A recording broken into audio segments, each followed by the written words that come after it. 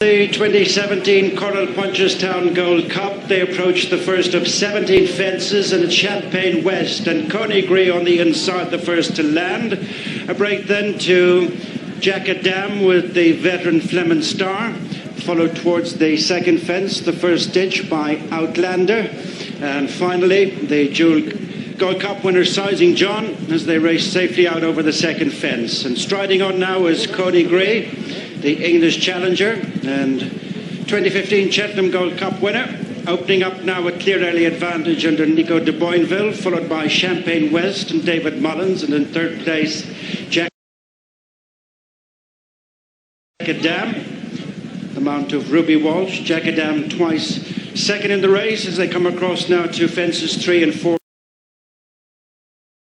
before the straight. Behind Jacket Dam, Outlander and Brian Cooper. In between Sizing John, Robbie Power, Fleming Star and Andrew Lynch. Facing up to fence number 3, out in front is Coney Gray, followed by Champagne West and Jacket Dam. Sizing John goes 2 positions ahead of Fleming Star and Outlander. On they come now to the fourth fence before the straight, and out in front is Coney Gray, followed by Champagne West and Jacket Dam. Sizing John's red cap just over in fourth, ahead of Fleming Star. And a reminder there for Outlander, who drops out to the back of the field as they swing into the straight for the first time for fences 5 and 6. Coney Gray the leader from Champagne West as they straighten. Jacket Dam a clear third, who's tracked by Sizing John, Fleming Star, and finally Outlander.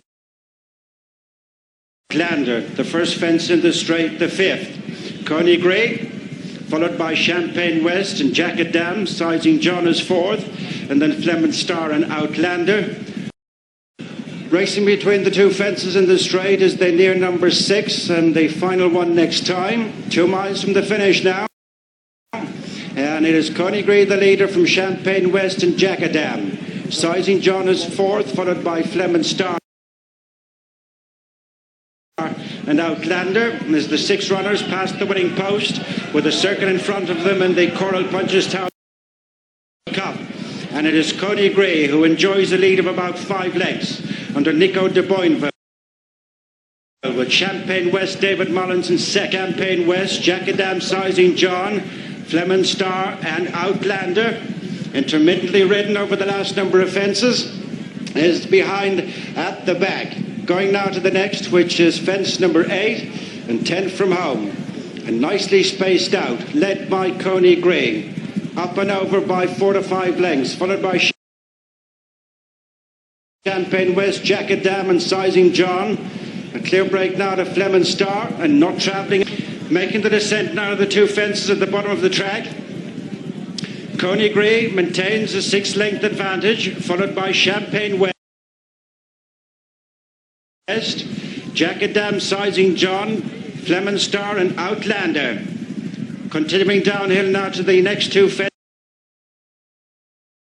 fences, with Coney Gray the leader from Champagne West, Jacket Dam, Sizing John, as they race away from the next of the ditches and continue on now to the final 1.25 miles or so, with 8 left to jump. Coney Gray, Nico de Boinville still out there in front of Champagne West, Jacket Dam, Sizing John and Fleming Star, and pulling up is Outlander. They've 7 fences left to jump as they make their way into the back straight. Just over a mile to go as they face the first of 3 in a line in the back straight. Coney Gray out in front of Champagne West, with Jacket Dam closing on Champagne West, followed by Sizing John and Fleming Star, the back marker of the quintet. First fence now in the back straight at their point of departure. Coney Gray by over 8 lengths now to Champagne West, who's almost joined for second by Jacket Dam. 2 lengths to Boinville. Continue at the head of affairs, followed by Champagne West and David Mullins. Third is Jacket Dam, Ruby Walsh the outside, and they're tracked by Sizing John and Robbie Power. Clear from Fleming Star and Andrew Lynch. They turn with 5 furlongs to race and 4 fences to jump. And it is Coney Greaves' lead now has been cut in half. It's down to about 4 lengths. Champagne West half a length in front of the third running Jackadam. 2.5 lengths then to Sizing John as they come across to the 2 fences before the straight. They've got 4 left to jump. Coney, Champagne West, Jackadam, Sizing John. They're clear from Flemington. Coming out of the racing round the home turn, a good run out of the final 2 fences. Coney just niggled along, is 2 in front off the bend from Jackadam, and Sizing John is ridden to try and close on the outside. They straighten up with 2 fences to jump in the Coral Punchstown Gold Cup. On Coney Nico de Boinville, Jackadam, Ruby Watch in the centre, Red Cap, Sizing John, Robbie Power on the near side. They're on the run down towards the final fence now. Jackadam in the centre from Sizing John, Coney the inner. Coming down the last now, it's Jackadam from Sizing John, Coney on the inside. They're racing now towards the finish, and what a finish it is! Jackadam, Sizing John on the near side is getting to him. This is unbelievable. Sizing John and Jackadam. Sizing John and Jackadam. In third place is Coney Gray, well clear of Champagne West and Flemington.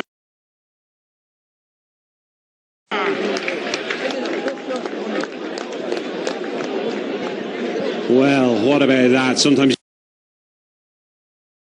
you come on here to Punchstown and you build up these races and they don't quite live up to expectations with horses at the end of a very long season. But Kevin, what a spectacle there. The 2 Gold Cup winners sandwiching Jackadam at the last. Jackadam just pecks at the back of it, but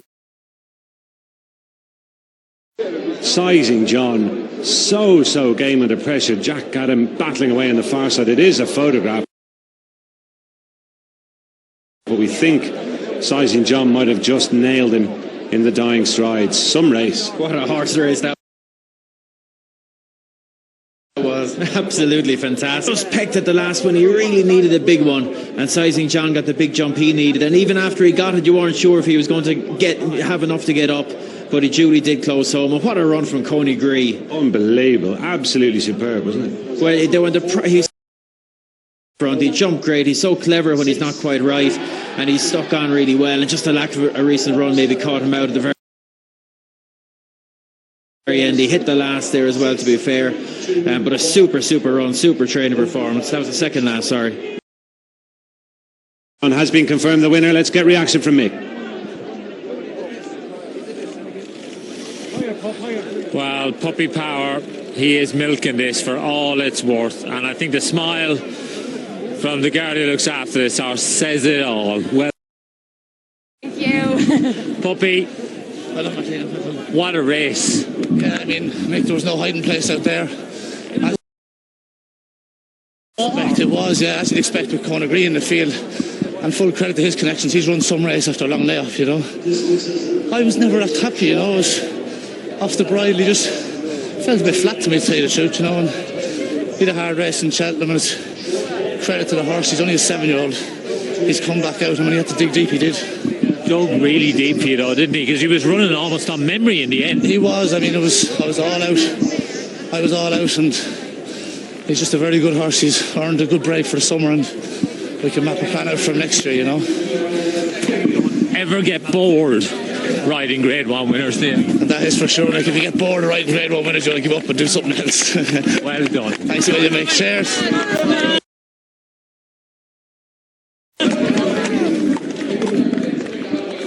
Yes, unbelievable. With this race, will be thrilled with what this has produced. Oh, absolutely. Look, and we probably didn't see the very best of both of them here. You know, I'd agree with Robbie Power and what he said there.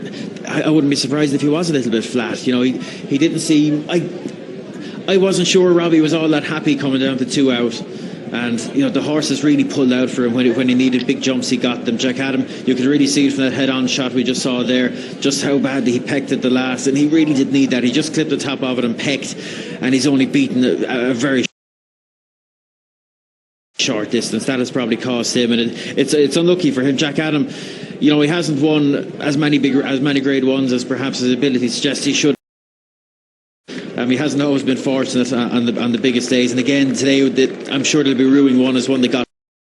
Look, credit to the winner. He's so game. He showed all his class at Cheltenham, but he really showed an attitude here that's well, because he maybe wasn't at his very best, but he nailed the last two when he really needed to and stuck his head down. He's an absolute smash.